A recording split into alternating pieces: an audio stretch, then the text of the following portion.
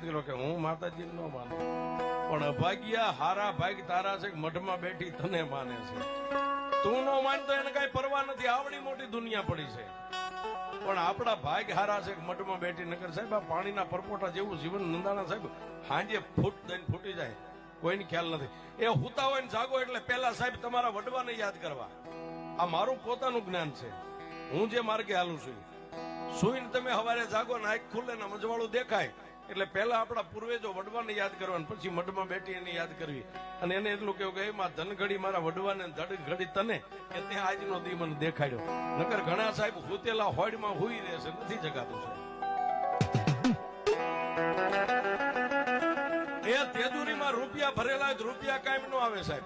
બાજુમાં પોતાની પત્ની હુતી કે એક બાજુ દીકરા હોય કોઈ હોડી તાણીને ઉભા ન કરે, પણ સાહેબ અહો ભાગ્ય વડવાના અને એક મઠમાં બેઠેલી. અને સાહેબ એમાં હિન્દુના દીકરા તો બે માના